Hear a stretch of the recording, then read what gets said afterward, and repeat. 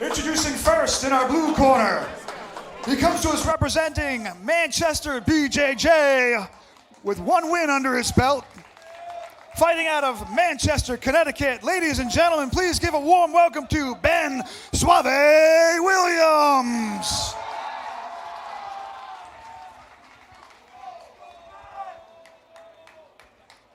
And his opponent, fighting out of the red corner, he comes to us representing Young's MMA with 1 loss under his belt. Fighting out of Bangor, Maine, ladies and gentlemen, let's give it up for Troy Reynolds.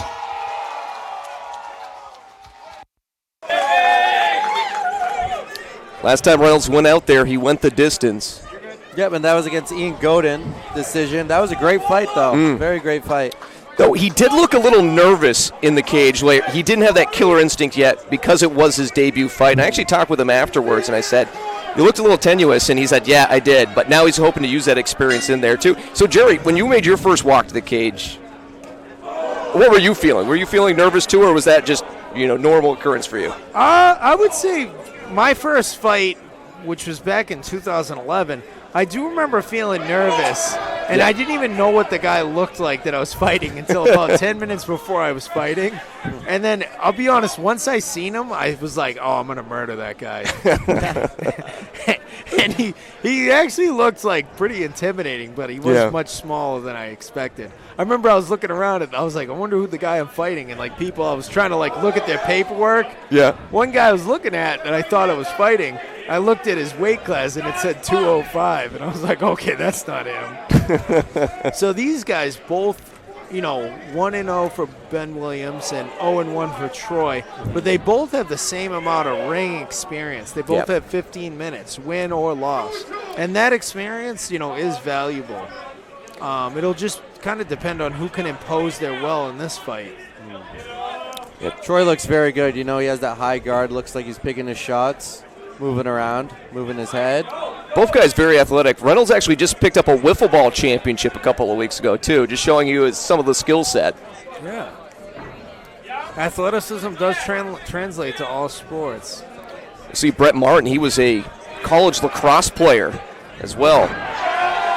Brings her right down to the floor. Looks like Troy takes the back of Ben.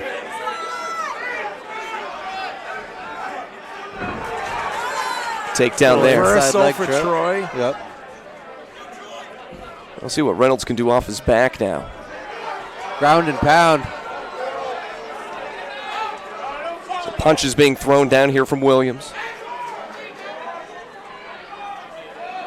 Now, one thing about this cage here in Portland is this is actually a very small cage, so it favors any kind of grappler fighter. Yeah. So anybody that's like grappling preference, this cage does provide an advantage. And you fought here at the Aura, right? Yeah, I fought here at the Aura. So the cage is very small. You can close the distance quick. See, right here, he has him up against the cage. Now, whenever you put somebody on the cage, you want to put their head on the cage. And what that can do is shut down somebody's jiu-jitsu because you can't maneuver your hips if you can't move your head. The downside with putting somebody's head on the cage is it's easier to stand back up. If you want to keep them down, you spin their head to the center so they have to move away. But if you want to shut down the guard, keep the head on the fence. How would you assess what Williams is doing right now? Because Reynolds was able to posture up a little bit, get some space, but then, again, the ferocious tenacity by Williams got right back in that position, too, likely scoring a round 1 victory there at 10-9. Yeah, he definitely stealing the round being on top. Right there, you definitely stole the round being on top. But whenever you have somebody against the cage, if you feel like they're a really good jiu-jitsu player, you put their head against the cage so they can't really maneuver and use the guard. And anytime he turns his hips, you just pivot him and put his head back on the cage. The downside is if you have a good wrestler and a striker, they can use the cage to stand back up. So it was Ben Williams ended that round on top, right? Yeah, so I'd say he stole that round. How important, too, is it in the judges' eyes to have that last little bit of you standing tall as a fighter just to try to impact their minds? I think that can be big if because that round started and they kind of were like feeling each other out there, bouncing, they were kind of throwing a lot of feeler strikes, not a lot of crazy action, no significant damage. But then the grappling dominance was from Ben Williams, and it says he comes from Manchester BJJ, so I'm assuming that he feels comfortable in the grappling. Got round number 2 here. Back underway here. Another amateur bout. Reynolds in the black and blue here for Suave Williams. Ben Suave. I didn't get a chance to talk about that nickname too, but I'm sure there's a nice story behind that. Yeah. See, Troy's doing a good job of kind of feeling out the range.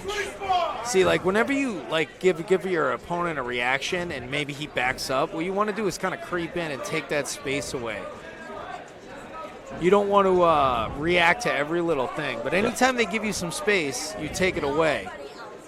That was the thing I was so impressed with Reynolds watching that first fight back in April. Nice in on the double on the hips, right under the butt. The cage being so small, it's very easy to find the takedown. It's almost like fighting in a phone booth, isn't it? Yeah. Too? I remember seeing at this fight back, Ross Hilton fought in this size cage too, and I was like, I don't know how he's going to fit in this thing, being 6'7". Right into the mount is Ben. Let's see what he can do with it. Again, Troy switching camps out, residing in Bangor. A young daughter named Lola, too, an absolute sweetheart. Embodies a lot of what you see from Young's MMA, too, as we were talking about, Gary's. They're just the nicest guys ever. You met a fighter named Fred Lear before? Yeah, the name definitely sounds familiar. Some of the nicest guys out there, but they're absolute killers in the cage, too. But right now, Williams a little bit better end of the product here from Young's. Oh, looking to sink. Oh. Yeah, looks like Troy's got that underhook. Now he needs to try to use that underhook and stand up. His legs are free right there.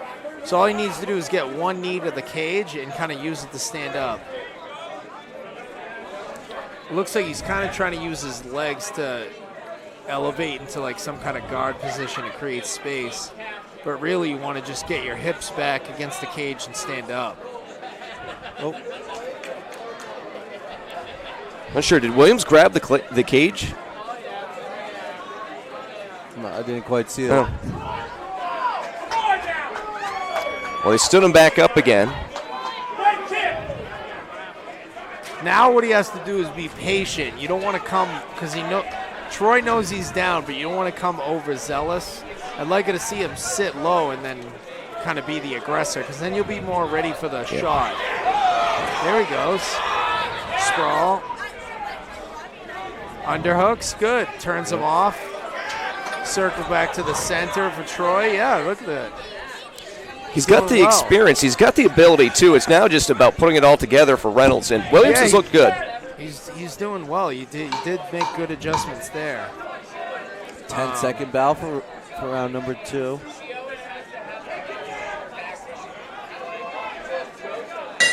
A little bit of control there, but not too much. A little bit of control. I would say that's a hard round to score for me personally. But after the first round, you're probably going Williams on that one. That one's maybe a toss-up.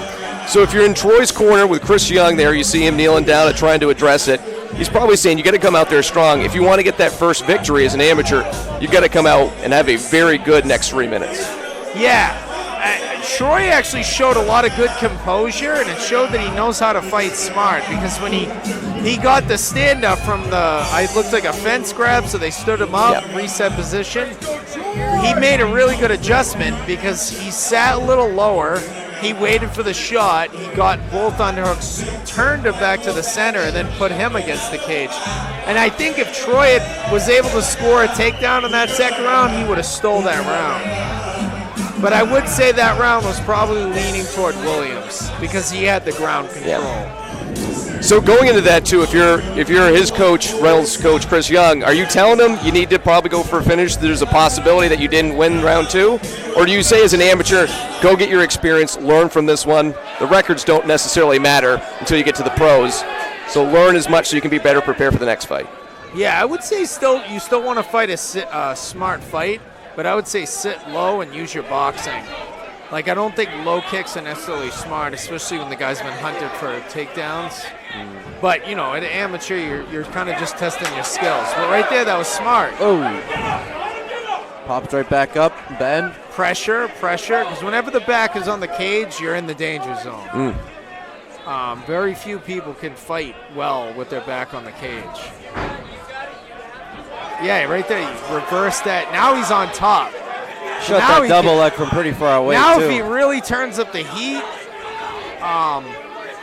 if Troy really can turn up the heat, he could kind of turn this round around. But I do think Williams is comfortable on the ground, and he's probably comfortable in even on his back. I haven't seen a ton of submission attempts here in Reynolds, all but brief career so far, but he's got the aptitude. Good position. If you could just posture up just a little bit, step that right leg over too, he could a little ground and pound yeah, from this position. Yeah, you can even use the cage to kind of like use it as leverage to hip away. That's exactly what Williams is doing here. Oh, big punch by Troy. As Ben spins around, lets him back up. Do you like that decision and that call from Reynolds to have him stand up and thinks he has a better shot there? I feel like I'm not sure what Reynolds' skill set is, but it does seem like he's comfortable in his striking. But now that he kind of got taken down, he's attacking. Looking for that guillotine, though. I think that's in tight. Williams is wiggling underneath it. Looks like Williams almost has his head out, and the elbow, you see his left arm of Williams, his elbow is not really deep in there. Oh, I thought he was out for a minute. It seems like Williams is somewhat comfortable there. I think he knows he's in trouble, but just let go of his grip. I think Troy should bail out and look to ground and pound. Oh, now he's got his back. Gives his back to Troy, looking for the rear naked choke. Like we got the choke. That's a lost position. We got 30 seconds left. He's got the hooks in. Still looking for that choke. Oh, that one looks like it's tight. Oh, I think he's out. Oh, he's not out. Oh. He looked like he was out. Oh, yeah. I don't know if Williams was kind of faking that he was out so he could loosen up the grip. But at amateur, you can't really do that because the ref will stop the fight if he thinks that you're not there. So John English stops the fight in the third round. It didn't look like it was going to go into Troy Reynolds' favor, but because from my observation, it looked like Williams was going out. Yeah. Like he was definitely seeing. Went limp for a minute. Yeah. It looked like he wasn't pulling on the arm. His arms were a little loose. But overall, it doesn't look like either guy really got hurt, and they both gained valuable experience. Troy was losing, I would say, more than the first half of the fight. Came out composed, and like I said, he had good mental toughness because of that. When they got that stand-up from the fence, he made good adjustments and was able to turn the fight around. Well, congratulations to Troy Reynolds, switching camps to Young's MMA, and now 1-0.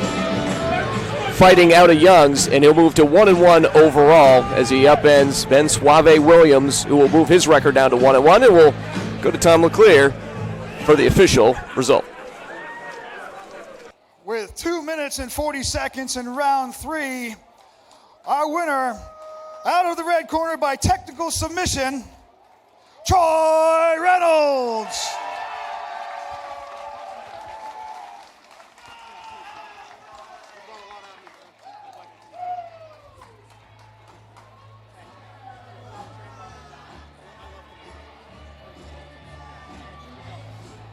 Ladies and gentlemen, I'm here with the winner, Troy Reynolds. Brother, you're now in the win column. You're 1-1. Tell us what's next for you, brother. Pizza. Pizza. Lots of pizza. Absolutely. All right, guys. Dude, talk to us about your performance, how you feel, the camp running or coming up to it, and then how you feel about your performance in here tonight. Well, coming up to it, I felt super confident. As soon as he hit me with that, I think it was a kick, kind of rung my bell a little bit. But that kind of woke me up, got me back into like a flow state. And then after that, I was just like trying to awaken the dog, you know. Awesome, brother. Dude, ladies and gentlemen, make some noise for your winner, Troy Reynolds.